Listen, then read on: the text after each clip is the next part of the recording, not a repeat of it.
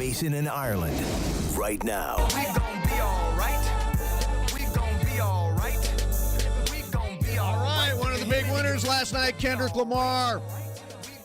That's All Right off the To Pimp a Butterfly album, which I actually thought was going to win Album of the Year. Taylor Swift beat him, but you introduced, you guys actually announced, you and your dad, Kendrick Lamar, his best rap album last night. Yeah, Kendrick, straight out of Compton himself. And he was a huge supporter of the film, and I'm glad that I could be there when he wins that Grammy. That performance was unbelievable. Monstrous. Just unreal. Staggering great. He and in chains, actually held the chains over the microphone at one point there. And then the thing they did when the lights went out and the fire in the background. The fire in the back. That's as much fire as I've ever seen in a performance. I mean, that's just. It was actually, there were a lot of really good performances. Stevie Wonder's was really good. Stevie Wonder was great. The tribute to Maurice, that was the tribute to Maurice White. The Lionel Richie tribute was I hated really nice. the Lady Gaga for David Bowie thing. That was lame. It was. It was a review. I mean, it basically was Bowie Mania, and they should have just let her do one song, which I think she would have been fine. I think she would have been really good. The tribute to B.B. King was great. That was really Some good. people I never heard of, like Ellie Goulding, who sang with, I don't know who that was, that girl from San Diego, but they just tore it up. James Bay and whoever the hell he was singing with was great.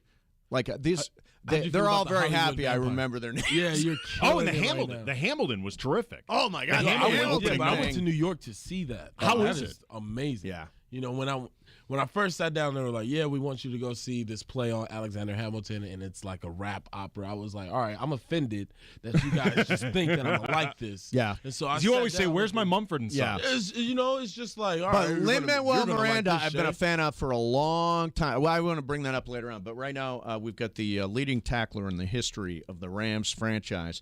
Now moving to Los Angeles, the Los Angeles Rams, and an anchor for this defense, James Laurinaitis is on the line. What's up, James? How are you, man?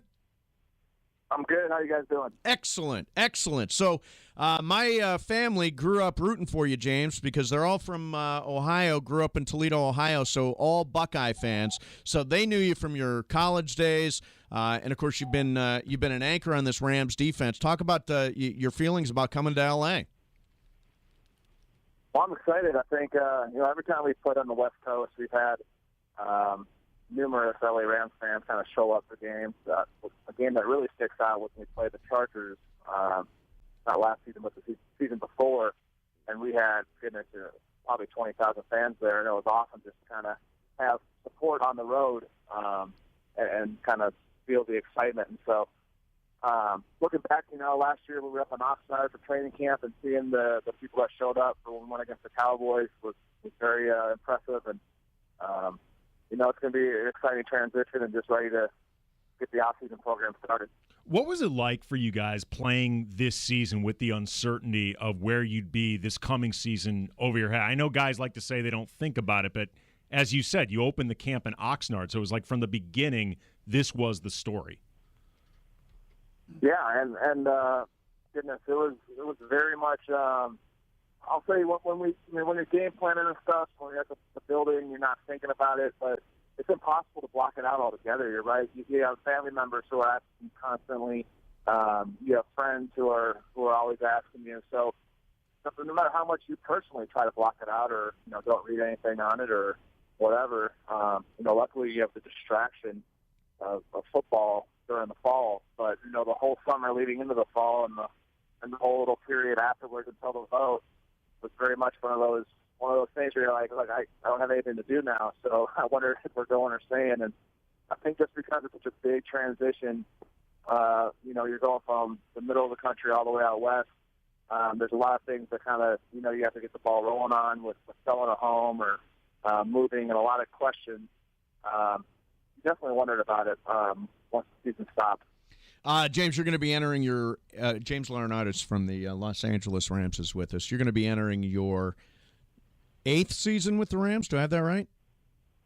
Yeah. Yeah, 8th season with the Rams, and Les Snead and Jeff Fisher they've built a really, really young team. You're one of the most veteran guys on that roster. I would assume, what's your role as kind of being a team leader like? Well, I've just always tried to lead by example. I'm not too much of a rah-rah guy. If guys get out of line, usually that discipline comes from the top. You reinforce the coach's messages. Ever since I've been in high school, I've always just wanted to pride myself in being a guy that, when coach goes to sleep at night, he doesn't have to worry about whether I would be ready to play or not, or whether I'd be prepared. I always wanted to be the most prepared guy. So I really just try to work the hardest in the weight room. If we're supposed to be there at a certain time, I'm there. If it's recommended to do a little extra on the workout, I'm doing a little extra. I'm doing the little things that a real pro would do. And I've really tried to kind of be that way my whole career. And I learned my rookie year from O.J. Otagwe, who was a vet at the time with the St. Louis Rams. And he said, treat every year like you're a rookie, and you'll never get complacent. Just keep reproving yourself.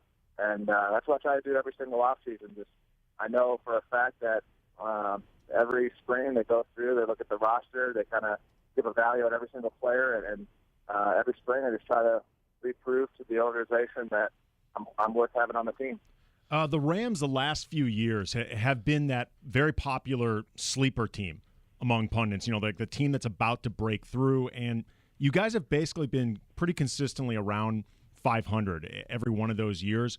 In your mind, what's sort of the next step for you guys to really break through? What's sort of missing and needs to happen?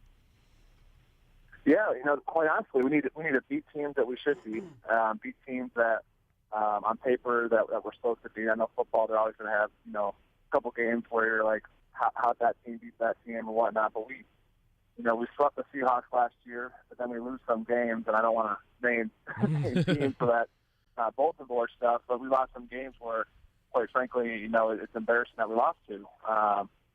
We lost 3 games in overtime this last season that are really close football games that we win overtime games.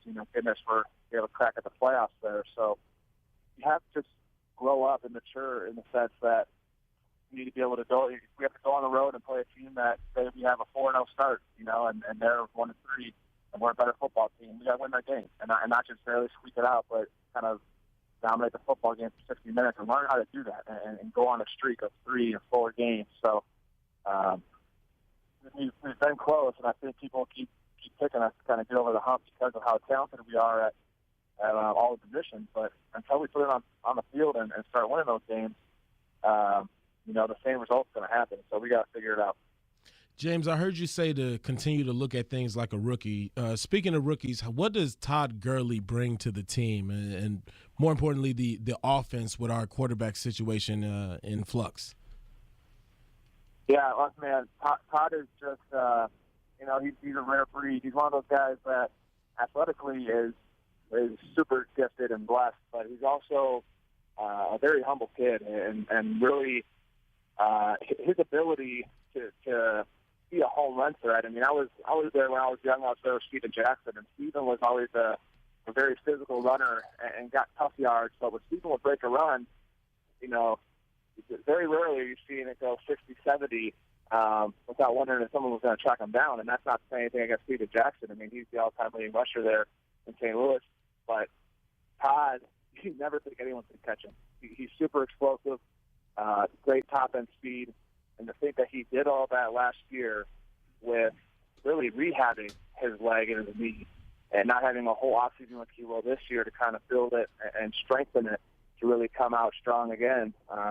It's exciting to think about kind of how he'll do the next few years, and definitely he'll be a star in the league for a long time. O'Shea referenced the quarterback situation being in flux. We talked to Les Snead, your general manager, a couple of weeks ago, and he talked about, of course, Nick Foles is under contract. Case Keenum finished strong, 3-1 in those last 4 games of the season, including, I think, a win over Seattle. Also, Sean Mannion, who was a rookie last year out of Oregon State, who I saw play a lot here on the West Coast. What do you think the odds are that next year's starting quarterback is on the roster right now? Man, I have. I know that's a tough. I know. I'm pinning you in there, James. You're not the GM. Remember this, James. No, it's fine. I have no idea. I mean, there's things happen. I would say the odds are pretty high, but then again, trades happen and people get released and moved and drafted and all these things. I mean, so many things happen in an off season that are just totally unexpected. I mean, there's things that are rumored and things come out of left field. So I don't know. I think our regime has proven to make some pretty bold moves. You look at the move, dealing Sam for Nick. You look at the move, the RG3 trade. I mean, they've wheeled and dealed before, and so who knows what's going to happen? Quite frankly, but thankfully, I only like to worry about the guys on my side of the rock and try to make sure we got all of our stuff in order and we got a ton of free agents to be, and so hopefully we can sign the guys back. From the Rams, James Laurinaitis online with us, Mason in Ireland, ESPN LA. Andy? I guess piggybacking on to Mace's question, is there a particular style of quarterback that you think works best for your offense? That was actually something Mason and I were debating yesterday about who really would be the best fit for you guys. Yeah, that's a good question. I think there's so many different styles of you see what Russell does and how he can kind of improv. I'm not sure that's what fits our offense. You have the prototypical guys as well. And I think really with the guys that we have on our roster, you see different styles. I mean, Nick is, the tall pocket passer, and Sean's definitely that way too, where they're going to stand upright and try to just use their arm to kind of throw it around. And Case, definitely is a gunslinger himself, but he also has a little mobility to him and is kind of, has that ability to scramble around, make a throw, or pick it up with his feet. So I'm not really sure. I think either style can work for us. I just think we need not only more consistent play there, but also more consistent play around them and whoever's that QB. So early on in the season, we had, the young old line trying to learn how to play in the league and pick up on everything, and they got tremendously better as the year went on. And I'm excited about the young guys that we have on the front on offense, and obviously Todd Gurley is going to help, whoever's at QB and the playmakers on the outside with Tavon getting better, and we'll see with Kenny Britt and hopefully still praying that Stedman Bailey makes a full recovery and is able to come back and. So everyone's got to up their game and then pick it up for us to kind of get over that hump. Talked about the quarterback situation in flux. You also have a lot of free agents on defense. At cornerback, Truman Johnson, Janoris Jenkins. At safety, Rodney McLeod and Mark Barron. Mark Barron, I think, led the team in tackles last year. Robert Quinn, defensive end. That uncertainty must be – I mean, these are guys who are anchors on that defense. How do you deal with the fact that, we're moving into free agent season and there are potentially changes, guys who will stay and guys who will go? It's hard. I mean, the turnover is so just fast in the NFL that you're just constantly dealing with new people plugging in, and you got to try to build the young guys to replace certain guys. And realistically, we want to bring everyone back. And are we able to do that financially? Are we able to do that? I just don't know. And that's the hard part because you build relationships with all your teammates. And so personally, I want them all back. I know exactly what all those guys have done for us. Like you said, Mark Barron has made a huge impact with us. I mean, Rodney McLeod's one of my favorite teammates, and Eugene Sims, Will Hayes, and our two corners are, I'd argue that as a tandem. We could have the best tandem in the NFL, and I might be biased, but I know other guys have maybe a better top guy, but their number two guy isn't as talented as say, Janoris or True. Some of them together, they're a tandem, and so it's it's hard. It all depends on who the staff prioritizes and what the money kind of shakes out. But I know that everybody on that defense loves playing for Greg Williams and loves playing for Jeff Fisher. So hopefully that helps us. All right. Hey, listen, James, thanks a lot for coming on. Really appreciate it. We're looking forward to seeing you at, I guess your OTAs are going to be in Oxnard. We'll be up there following you, and we appreciate you coming on a lot, man. Welcome to LA. Absolutely. Thank you. Look forward to seeing you guys. Cool. Thanks, James. James Laurinaitis, who is an anchor and does now, after last season, became the all-time leading tackler in the history of the Rams franchise, which is saying something. That's amazing. Ballin'. Yeah. That's really amazing. It's a lot of history, and he is the leader. All right, coming up for you, I want to talk about the Ronda Rousey thing, which is really, really disturbing. We're three-man weave today. O'Shea Jackson Jr., Yeah. Andy Kamenetsky.